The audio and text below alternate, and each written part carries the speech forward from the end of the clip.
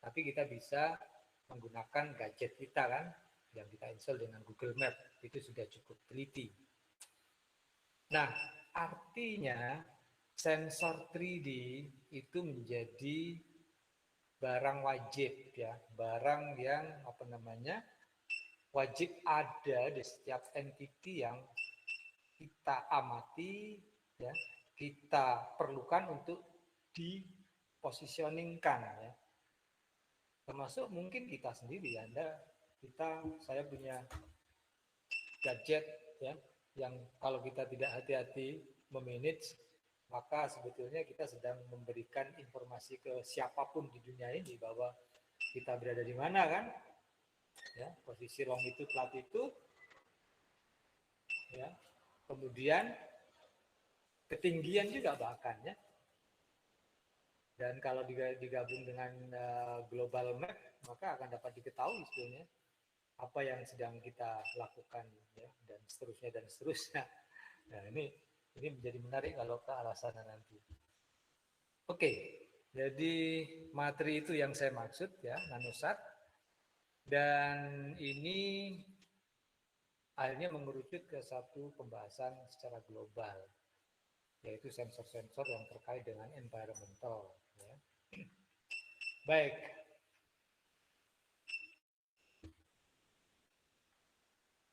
Saya menyiapkan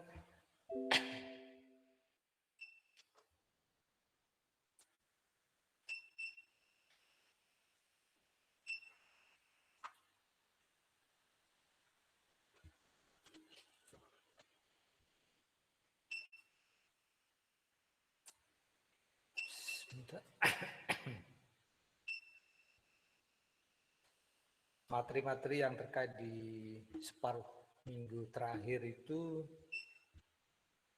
cukup banyak dan bahkan sangat banyak sebenarnya kalau kita mau memeriksa satu persatu. Dan yang belum tersentuh itu sebenarnya aktuator secara khusus ya. Oke, saya berikan introduction dulu tentang aktuator ya. Di sini kaitannya dengan satelit ya sebetulnya ya. Dengan satelit.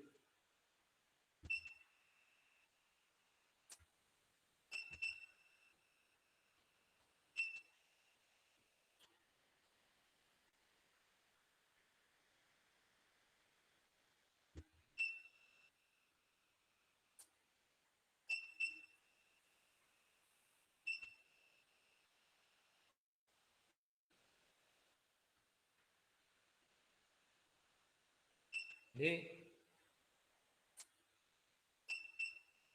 namanya gyro vehicle ya, gyro vehicle. Gyroscopic stabilization of unstable vehicle. Ini sebagai topik yang pertama ya, configurations, dynamics, and control.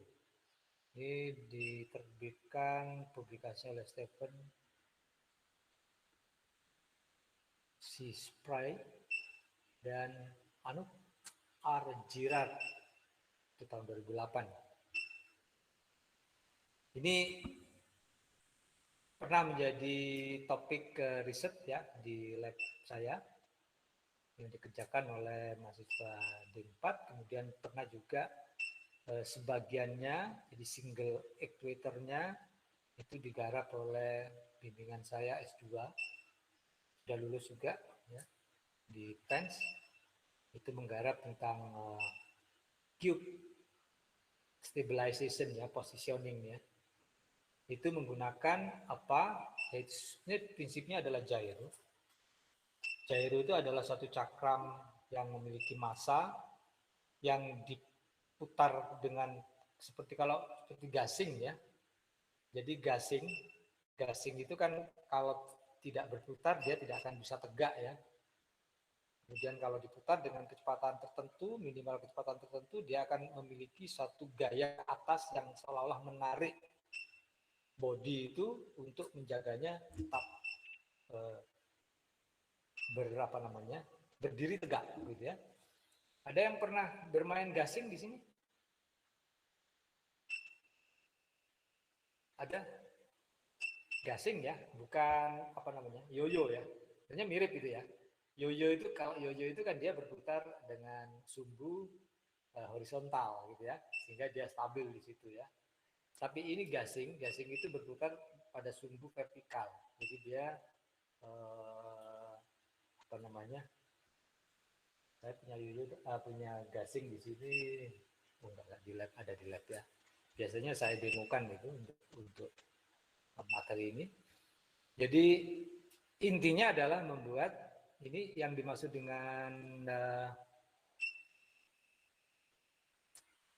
apa namanya, yoyonya apa namanya ya, gyro aktuator itu ini ya. Jadi bagian ini motornya ya, ini berputar satu arah begitu ya, berputar satu arah dengan kecepatan minimal tertentu ya. Kemudian ini ada motor kedua ini. Motor kedua yang diberikan sensor rotari ya, posisi. Kemudian motor kedua ini ada gearboxnya ya, digunakan untuk memutar. Jadi cakram ini diputar begini, ini ya, diputar begini. Jadi ketika dia berputar begini, berpusing begini, ini sumbu kiri kanannya itu diputar ke kanan atau ke kiri. Untuk mendapatkan apa? Untuk mendapatkan gaya agar kendaraannya itu ketika miring ke kanan dia dibawa ke kiri, atau ketika dia ke kiri miring dia diputar ke kanan. Nah itu prinsip gyro seperti itu ya. Nah itu salah satu riset di lab saya tentunya. Kalau mungkin, tapi Anda semua sudah punya topik riset ya, Anda bisa, ini kalau belum Anda dapat meneruskan apa yang Kamarudin lakukan dulu, sudah lulus ya. Nah ini jadi prinsipnya seperti ini. Jadi dari pandangan depan ya. Jadi ini adalah roda depan belakang ya, tidak kelihatan dari sini. Ada satu gitu ya. Kemudian ini adalah cakram yang berputar. Ini cakram yang berputar. Sorry, kok ini? Ini bodinya. Ini cakram yang berputar, yang berwarna hijau. Kemudian yang berwarna orange ini sebagai pegangan, begitu ya, pegangan agar apa namanya? Nanti cakramnya ini punya pegangan ya untuk meletakkan motor tentunya dari atas, dan dapat diputar begini. Ya. Jadi nanti cakramnya itu condongnya ke depan atau ke belakang sebetulnya. Kalau melihat dari postur kendaraannya, ini seperti ini kelihatan. Jadi dia bergerak atau berputar dengan sudut hanya kecil saja ya, itu ke depan atau ke belakang. Nah, jadi kontrolnya sebetulnya kontrol klasik ya, yaitu menggunakan PID saja cukup. Jadi memberikan respon, dan tentu saja respon dynamics-nya ini terkait dengan respons order 2 ya, order 2 tadi hukum Newton. Jadi relatif simpel dikendalikan. Nah, ini dapat digunakan untuk mempertahankan agar sebentar, saya kok pakai ini kesulitan ya. Sebentar ya, saya aktifkan dulu. Ini. Enggak ini.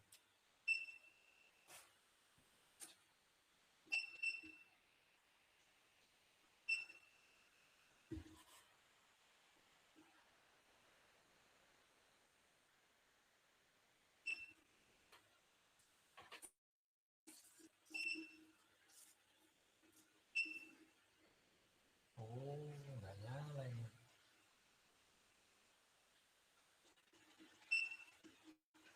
Oke, nggak usah.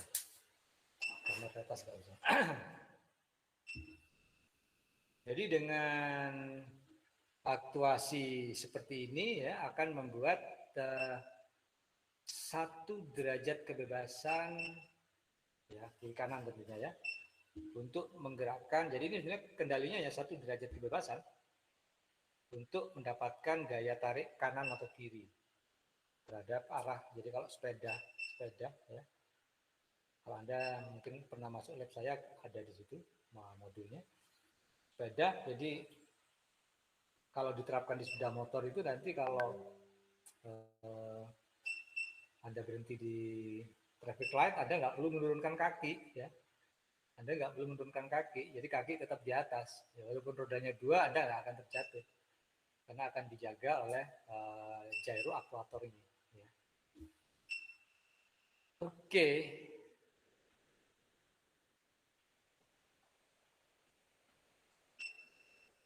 Ini detailnya nanti kita bahas ya. Saya kira untuk ini belakangan. Ini sebenarnya saya ingin hanya menunjukkan sampai taraf di sini. Untuk apa?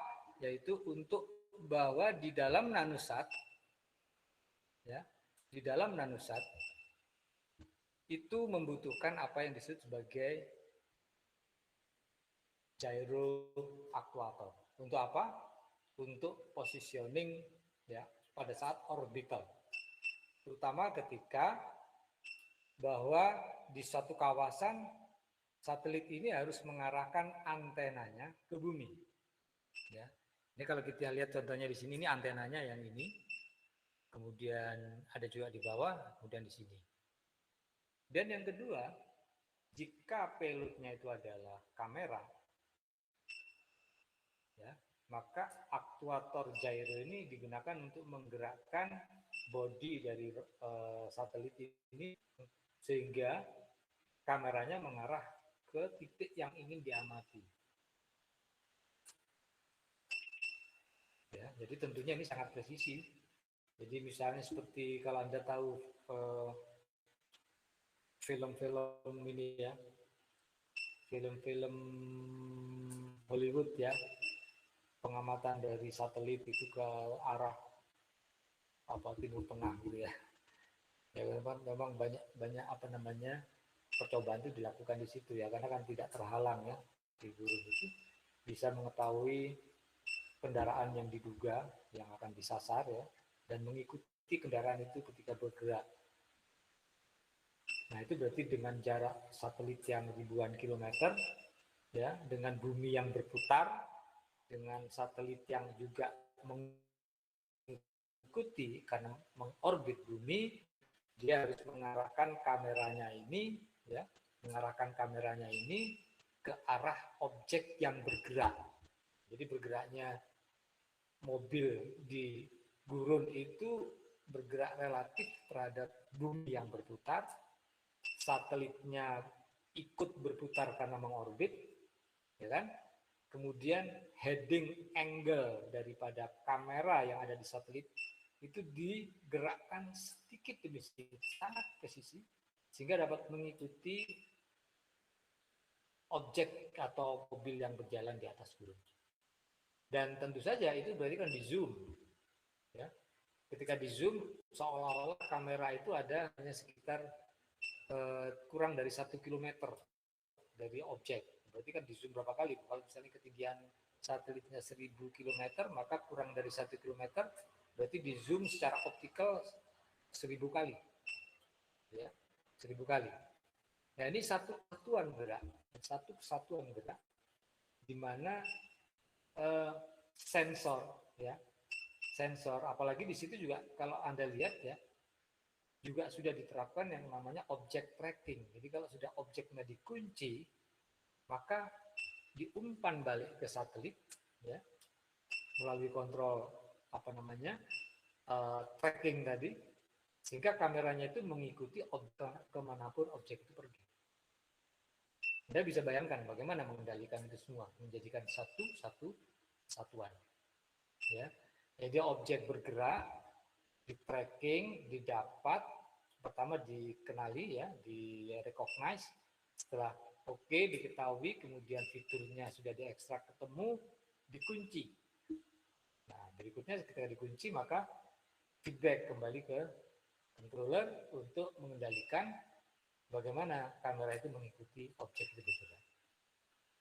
Nah, yang menjadikan aktuator utama dari sistem ini adalah gyro aktuator yang ada di satelit. gitu ya. Bahkan sekarang ini juga trennya, dan ini belum ada, gitu ya. Belum, saya kira kok belum dimulai di beberapa tempat, terutama di Indonesia ini. Kalau di luar, di lab-lab besar pasti sudah. Jadi ground robotik ya, ground robotics seperti humanoid misalnya ya, humanoid. Siapa yang masih bermain humanoid di sini? Dari labnya Pak Dadet, siapa di sini? Ada nggak ya? Nah, bagaimana mengendalikan kestabilan gerak ya dari anggota tubuh ataupun tubuh ketika berjalan misalnya, itu dibantu dengan gyro aktuator. Salah satu keuntungan gyro aktuator itu adalah mengurangi vibrasi. Jadi kalau misalnya lokal base ada gyro aktuatornya, maka backlash dari titik itu dapat dikompensasi melalui gyro aktuator. Itu salah satu manfaat dari gyro aktuator.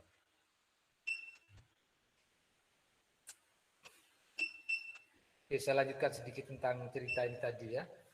Jadi ini pentingnya, dan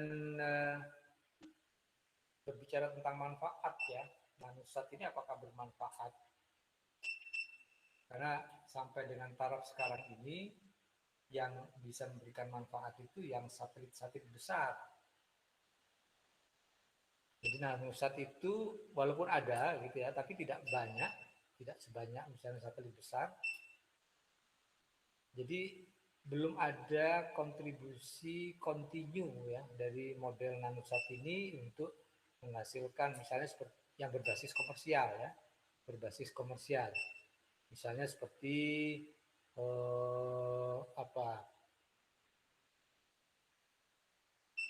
bekerja 24 jam sebagai repeater begitu ya, untuk komunikasi, itu belum ada. Jadi yang ada hanya karena orbitnya adalah orbit yang mengarah ke, oke, saya coba putarkan dulu ininya, materinya.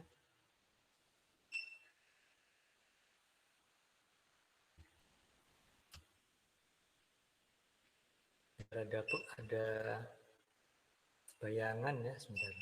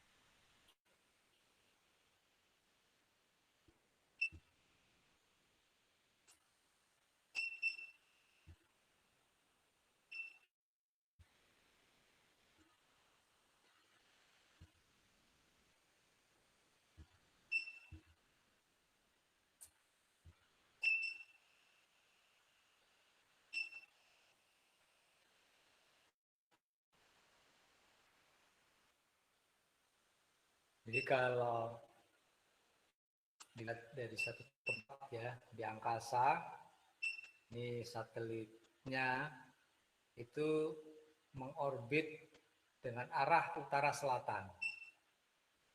Ya, bumi berputar kan ke kiri kanan ya, ekuatorial. Tapi satelitnya ini berputar atau mengorbit bumi dari utara ke selatan. Jadi namanya Sun Synchronous Orbit. Untuk apa? Agar dia selalu mendapat paparan sinar matahari. Jadi kalau melihat dari sini berarti matahari itu dari sisi sini ya. Jadi ini kan terangnya di sini. Nah, dengan dia mengorbit ke utara selatan, dia akan selalu mendapat paparan matahari. Sehingga apa? Solar panelnya dapat menambang energi terus ya tanpa pernah berhenti. Nah, ketika berada di atas Indonesia, nah, coba perhatikan ya. Bentar, ini ada lagi video yang kedua. Saya putarkan urutannya ya.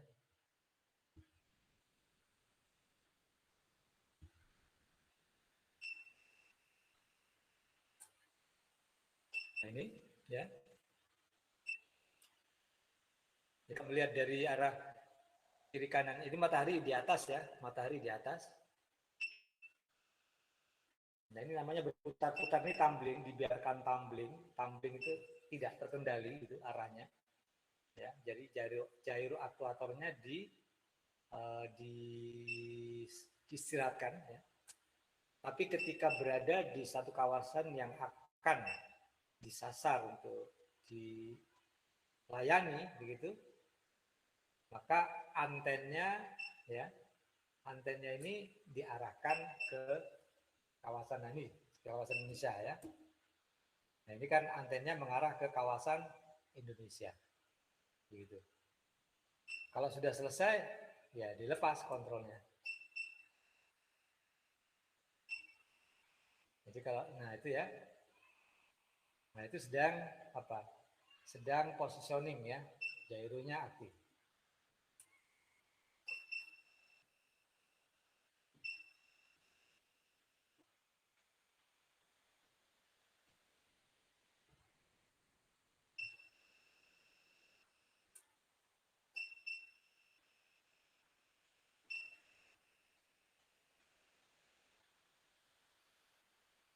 Dan rata-rata nanosat ataupun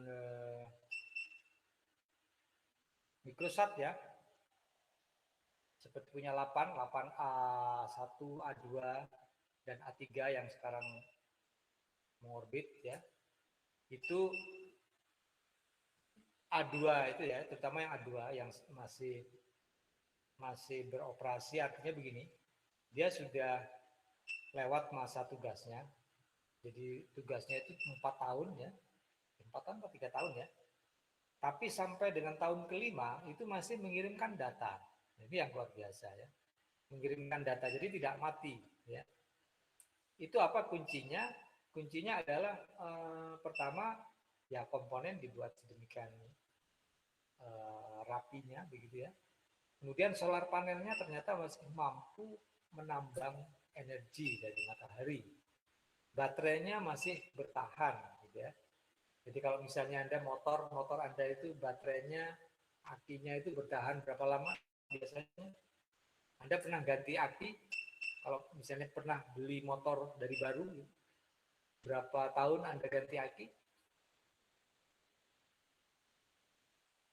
Berapa tahun? 3 tahun ya. Kalau mobil ya, mobil itu defaultnya rusak atau nggak rusak ya. Sebab nanti kalau rusaknya di tengah jalan itu ongkosnya lebih besar ya. Itu 2 tahun. 2 tahun sebaiknya diganti, walaupun masih bagus. Nah, yang diganti itu kan bisa untuk di rumah kan, masih bisa dipakai ya, tapi nggak 100%. Jadi Anda nggak sempat sampai apa istilahnya mogok di jalan, ongkos dereknya itu ya, atau pertolongannya itu seharga akinya itu sebetulnya. Jadi akan mending belikan aki aja kalau udah mulai, kalau mobil itu ya di starter itu sudah cekek, nah itu kan udah tenaganya kurang ya. Udah, walaupun masih bisa nyala, langsung aja telepon tukang aki untuk datang ke rumah ganti aki. Saya biasanya seperti itu. Karena dulu pengalaman aki habis di tengah jalan ya. Jadi mampir ke mana, ke warung begitu ya.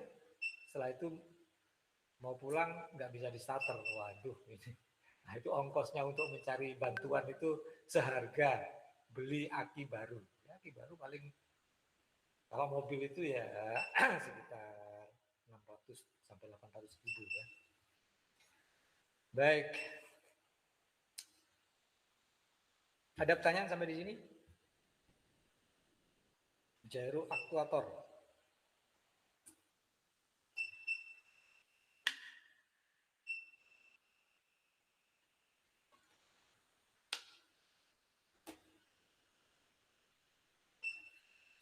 Dan ini terkait dengan tugas praktikum yang berikutnya ya, yaitu 3D monitoring ya, 3D position monitoring atau absolute position monitoring ataupun non absolute position monitoring dengan menggunakan IMU. Ya. Jadi dari pergerakan IMU, berarti kan kalau begitu di nanosat ini IMU-nya bukan hanya sekedar digunakan untuk kontrol, tapi juga untuk monitoring setiap waktu ya. Sehingga dapat diketahui sebetulnya dia posisinya seperti apa dan bagaimana pada saat itu. Oke. Sebentar. Saya menggunakan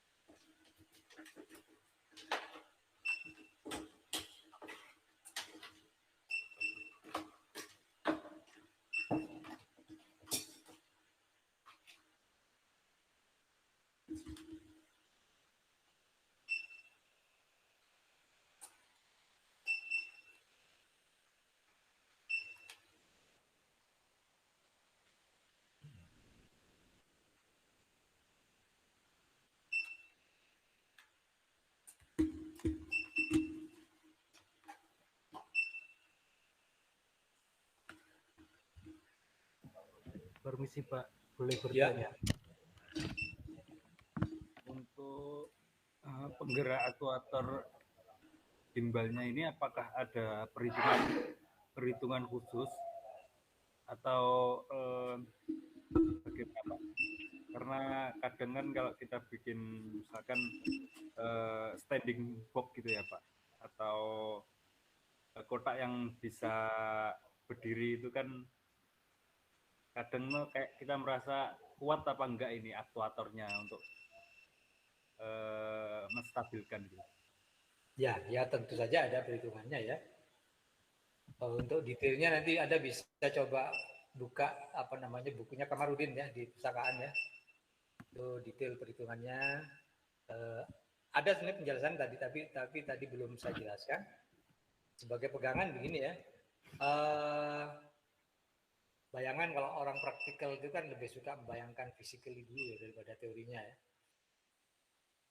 Kalau Anda bermain gasing, gasingnya makin berat, itu makin stabil ya.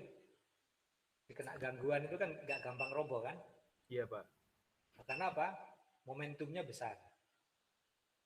Dan untuk mendapatkan momentum besar itu salah satu yang variabelnya adalah RPM, revolution per minute-nya ya, speed-nya.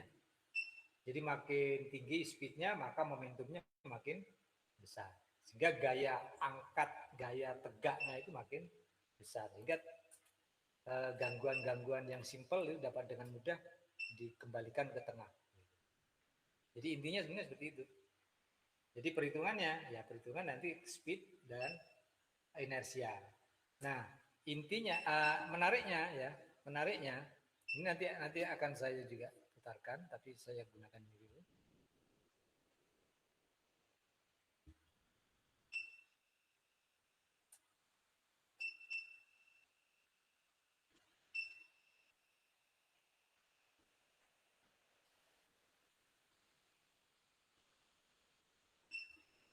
Kalau mungkin yang pernah Anda pelajari dulu adalah batang ya. Kalau di robot itu RTSS dulu. RTSS ya. Yang biasanya titiknya ditaruh di sini, tapi sebenarnya ini tidak tepat taruh di sini. Ini dari ujung, bener-bener ujung gitu ya. Nah, ini kita menyebutnya ini ada L ya. Ini sebenarnya dari ujung ya, dari ujung sini. Ini L. Nah, ini kan dynamic inersia persamaan torsinya. Jadi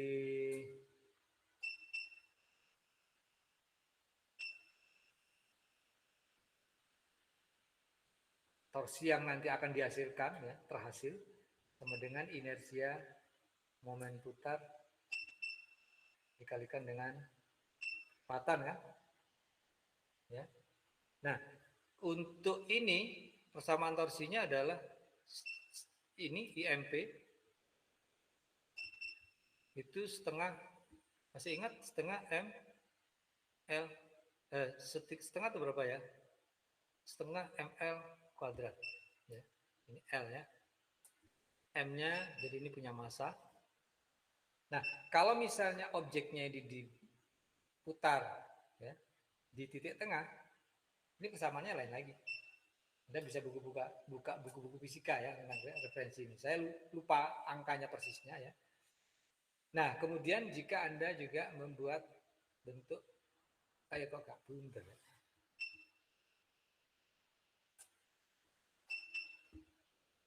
Ini bikin lingkaran bisa nggak nih? Nggak usah. Nah, padat begitu ya. Ini hitungannya lain lagi kan.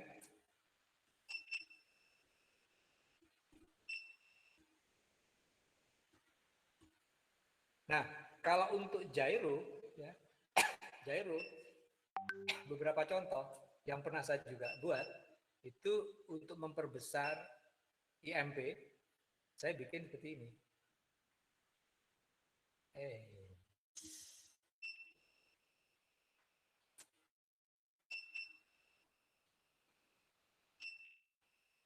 Jadi saya berikan pegangan. Ini nih ada contohnya nih.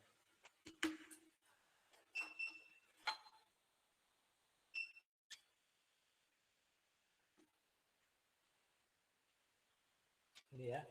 Jadi saya bikin seperti ini. Ini nih modul praktikum ya, modul praktikum, tapi belum jadi sampai saat ini. Dan saya menggunakan motor ini.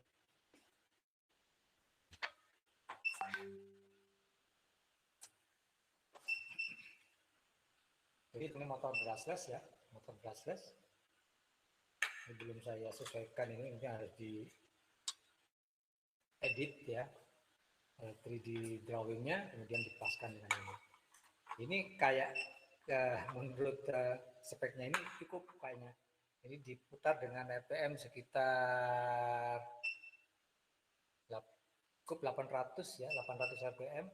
Itu menghasilkan budaya yang cukup untuk membuat kendali sikap yang saya desain seperti ini.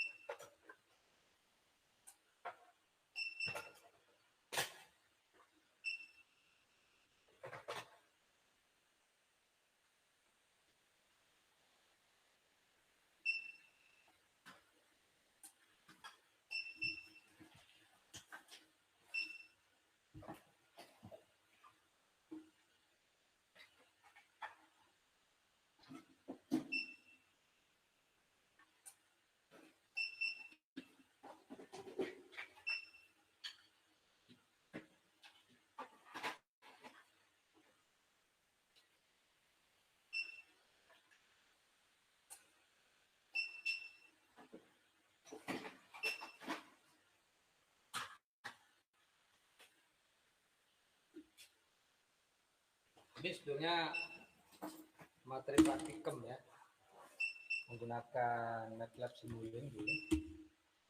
Ini interface-nya ke data acquisition card, dan kita menggunakan ini data encoder yang absolut ya. Ini dihubungkan ke ini, gitu. Motor, jadi motornya ada di sini kan, motor dari tadi, ya. Kemudian ini akan berputar nanti, gitu ya. Nah ini kan ketika berputar ke kanan, ya, dia akan menghasilkan gaya ke kiri. Kalau diputar ke kiri, dia akan menghasilkan gaya ke kanan.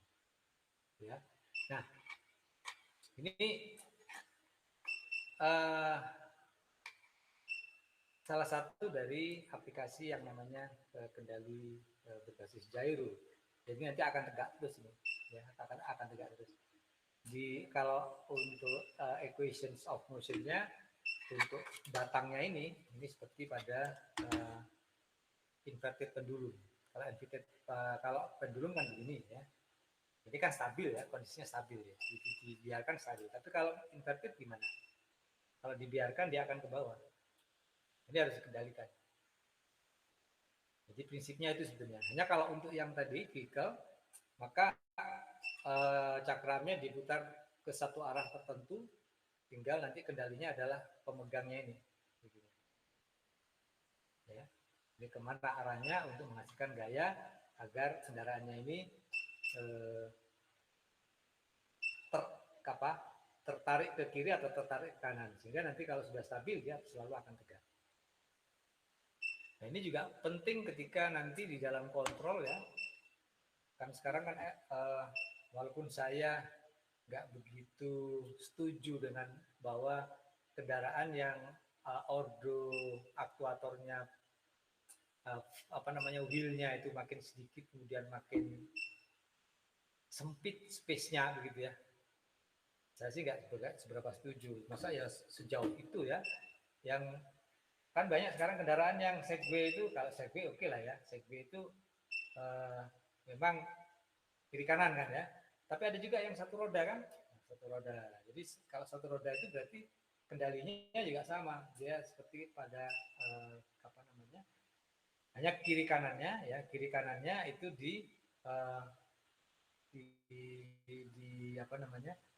dikendalikan secara manual, artinya tubuh manusianya hanya maju mundurnya ini yang dikendalikan oleh controller ya. Dan banyak setengah ya pengembangan dari arah dari gyro actuator ini, gyro base actuator ini. Nah ini dengan mengurangi bobot ini ya, ini akan inersia momen putarnya akan menjadi lebih besar. Kenapa? Dia terkumpul ke luar. Jadi yang paling bagus itu kalau ya Pak, maksudnya paling bagus, paling besar lah. Itu adalah kalau seluruhnya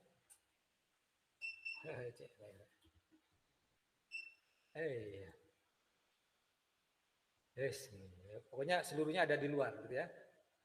Jadi merapat ke luar ya.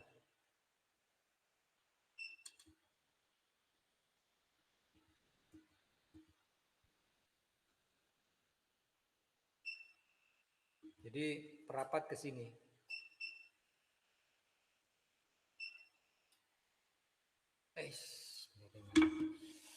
Oke. Terjawab pertanyaannya?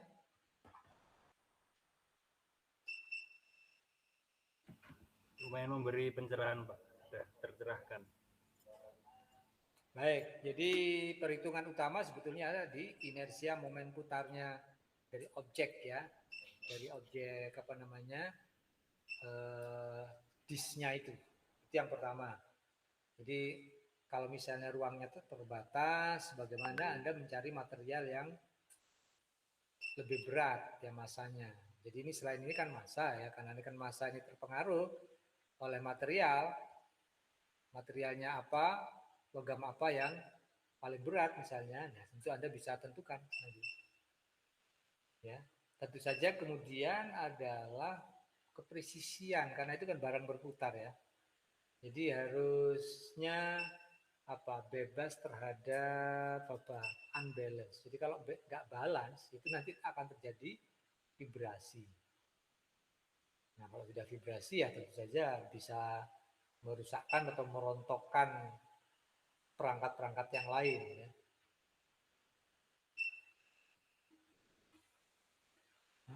Oke.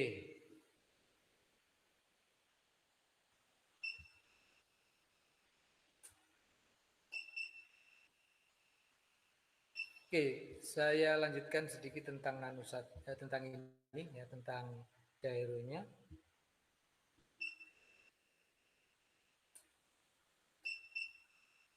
Jadi ini simbol-simbol yang saya pakai ya.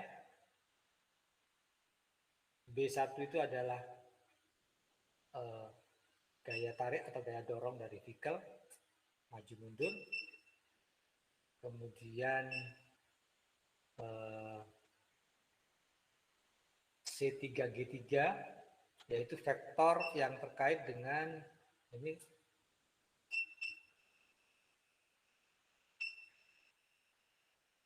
Nah, ini ya, ini B2-nya.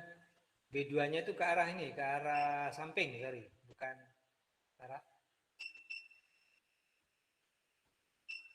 Ya, itu ke arah samping ya. B2 ya. Kemudian jadi terminologi yang pakai sesungguhnya we begin with defining term and quantities to be used in the derivation. Gambar 1 dan 2. B, L, C, and G refer to the body of the vehicle. A load placed on the vehicle, the gyro cage, and the gyro wheel respectively. These letters which also refer to frames fixed with those body. B, L, C, small b, L, C, and G are points at the mass centers of bodies B, L, C, and G respectively. With B, L, C, and G respectively. Small m and I with subscript B, L, C, or G denote the mass and moment of inertia of the corresponding body.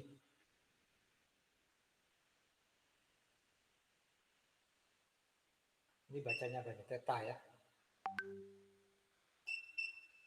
Saya lupa bacanya ini. Ya, pokoknya simbol ini is the roll angle of the vehicle. Alpha is the precision angle of the gyroscope. S is the point on the track.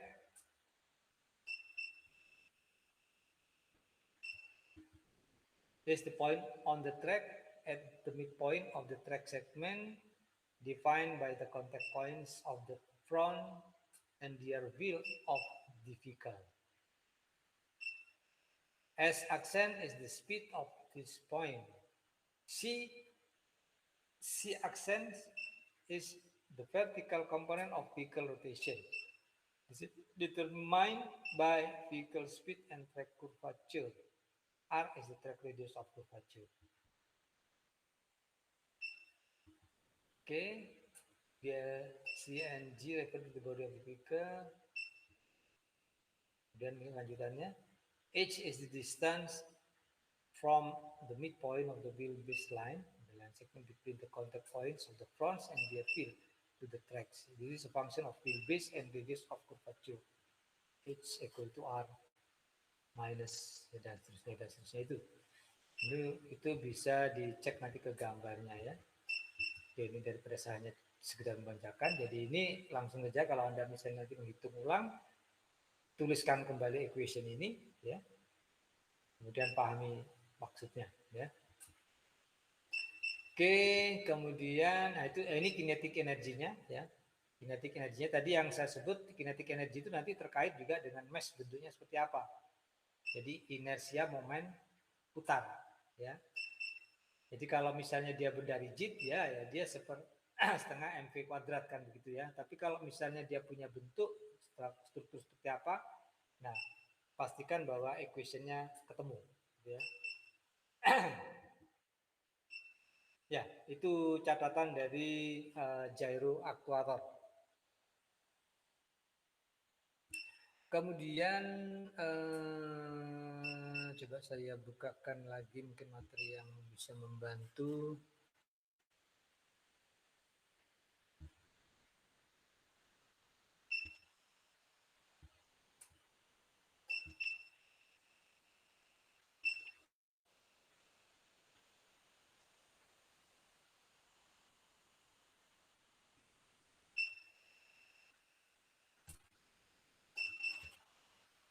Tadi.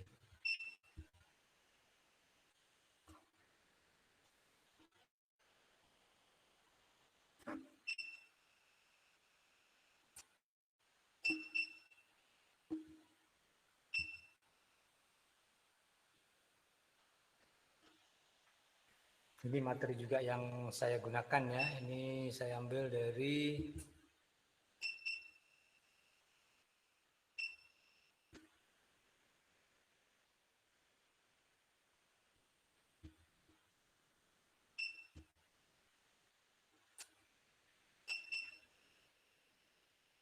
André Kesdivar. Ya. Attitude, determinations, and control.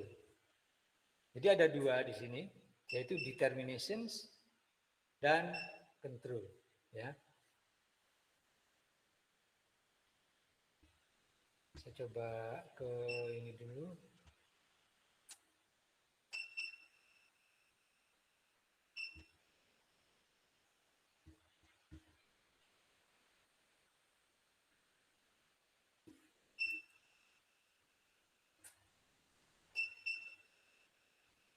Jadi yang pertama adalah determination ya.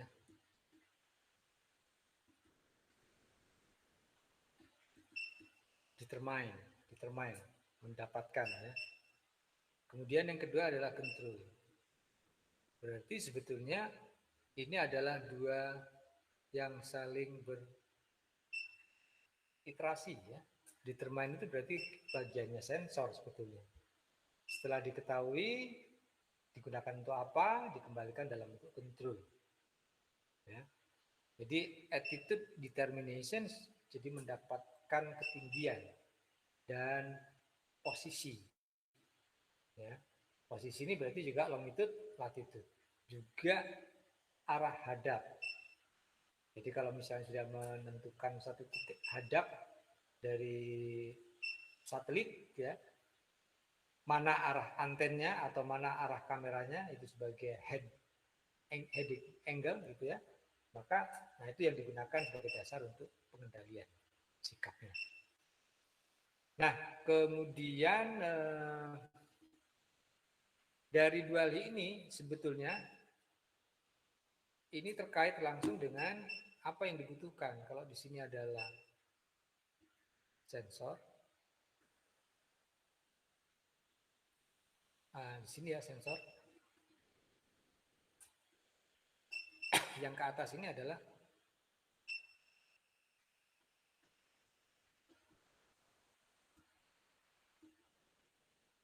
aktuator.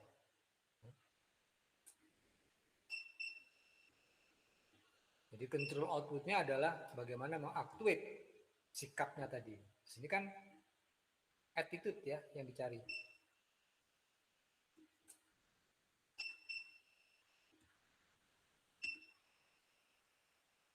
Attitude, determinations, and control system. Nah, untuk attitude ini apa saja? Apa saja yang dibutuhkan untuk ditemukan, begitu ya?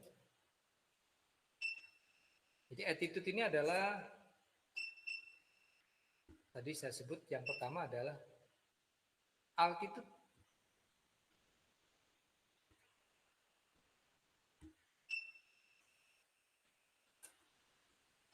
Longitude. Kemudian latitude.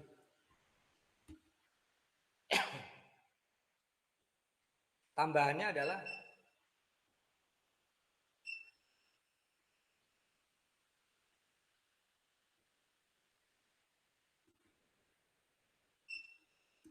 heading angle. Heading itu ada apa saja? Ya, ini yang perlu kita pahami juga. Yang dimaksud dengan head itu yang pertama adalah kamera. Yang kedua adalah antena. Yang ketiga adalah solar panel. Solar panel. Jadi pada satu saat itu juga diperlukan mengarahkan bagian tubuh satelit itu ke arah matahari untuk mendapatkan asupan cahaya ya, yang digunakan untuk ya tentunya mencas baterainya atau mendayai komponen secara keseluruhan. Tapi inti yang harus dipenuhi adalah ini, altitude, longitude, dan latitude. Karena altitude, longitude, latitude yaitu adalah attitude plus, yaitu dengan heading angle-nya. Nah, kemudian sensor-sensor yang lain, yaitu yang terkait dengan load, ya, terkait dengan load.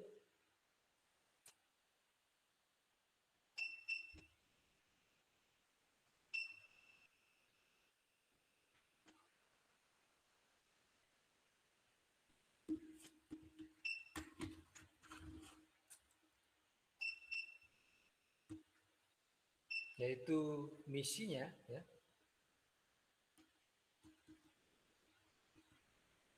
atau load, ya.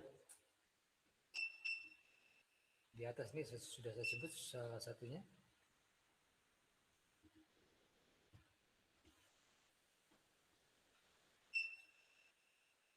Yaitu kamera. Berarti ini pengamatan kalau begini, ya. Monitoring, visual monitoring. Kemudian sensoring, ya. Sensor ini macam-macam. Utamanya kalau di angkasa itu ya pertama ada biasanya sensor radiasi, sensor kosmis, ya, kosmik. Itu juga banyak dibutuhkan untuk riset-riset, ya. Ini sensor dan lain-lain, ya, dan lain-lain.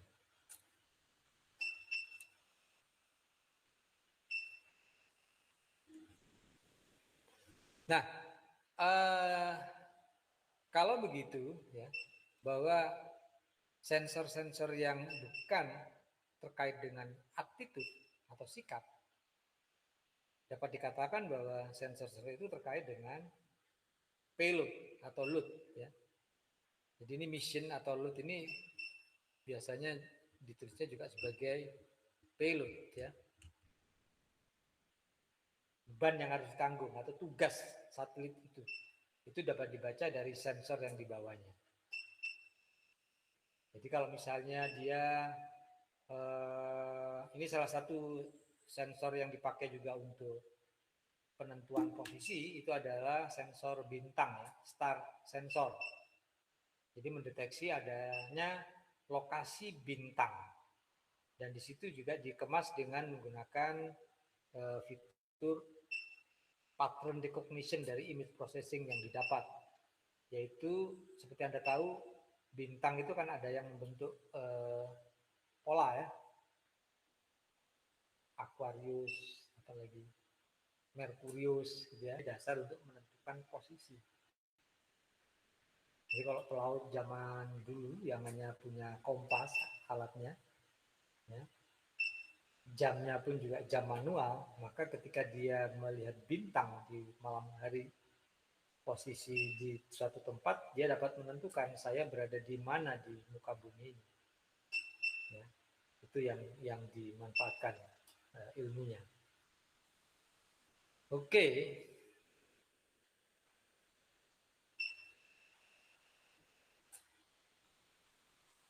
Baik, ada pertanyaan sampai di sini?